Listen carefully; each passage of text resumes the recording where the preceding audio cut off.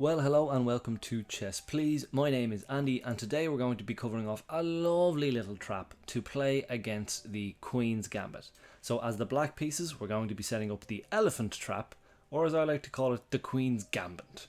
Before we jump into all that, I want to take a very brief moment to say thank you to all of you. We've just crossed over the 100 subscriber mark this week, which has just made me feel delightful. So if you are one of those subscribers, thank you very much for your patronage.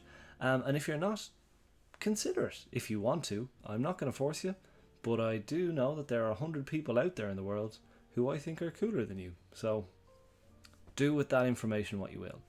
On to the trap. So, as I mentioned, this is a trap to play against the Queen's Gambit. It is a very famous trap. You might have seen Eric Rosen play this in his very famous "Oh no, my Queen" motif. So, as a Queen's Gambit trap, it starts off with the Queen's Gambit, which is d4, d5, meet them in the middle, c4, and now we can play the very popular e6. Now, what I like about this trap, the elephant trap, and we'll see the rest of it fold out in a moment, is you actually don't have to do anything too deleterious to your own structure. You just kind of develop as normal. There's one little moverino that you probably wouldn't do in the normal course of things, although even at that, like if they don't play into it, you're still absolutely fine. So we progress in very, very standard Queen's Gambit ways with something like c3 followed up by f6. Not something like this is what you need to happen. And where you can start to lay the trap is if white gets very, very space hungry and development hungry, and they develop their bishop out here to g5. Now you're ready to set the trap.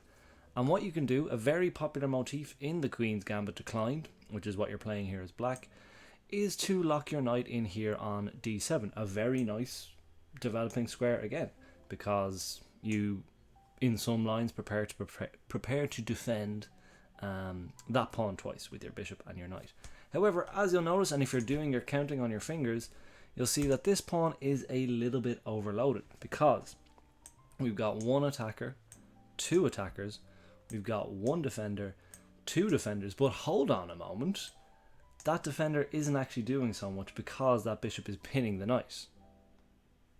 Or so it would seem.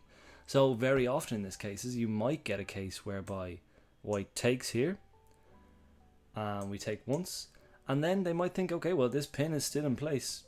Let's crack on. Let's just do the thing. So now they're up a pawn, or so it would appear, and we can start to drop the final trap, which is take the knight here.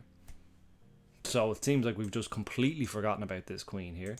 And if they take that queen, if they get even greedier, then we lock in the final knockings of the elephant trap. Bishop in here, and you win that queen right back. Or else it's checkmate, but they're not. They're going to play this move. So they block it with the queen. You take again with check. King takes here. King takes here. Both kings still stranded in the center of the board. White's king certainly more vulnerable. And further away from getting to any sort of safety, and you're just up a full knight. And isn't that nice? So, to recap, very, very quickly, Queen's Gambit, normal, no need for any sort of mess in here. Two knights out, so your knight at f6, their knight at c3. If they try to pin your knight to your queen there, you just go in here, you make as though you've forgotten about this pawn by dropping your knight in there to d7. And if the fireworks kick off there on d5 with a lot of trading, trade away. Trade all that you can. Oh no, my queen happens. They take your queen. You take theirs back with a threat of checkmate. Check, very crucially on that move. Check comes, well, not so crucially, actually.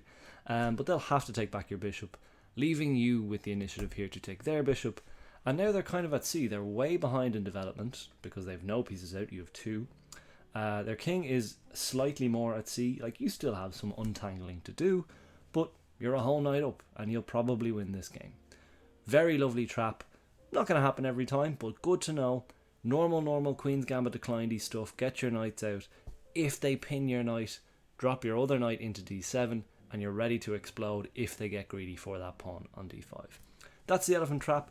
Thanks very much for stopping by. Thanks for subscribing. All 100 and change of you. I think we're at 105 now, or thereabouts.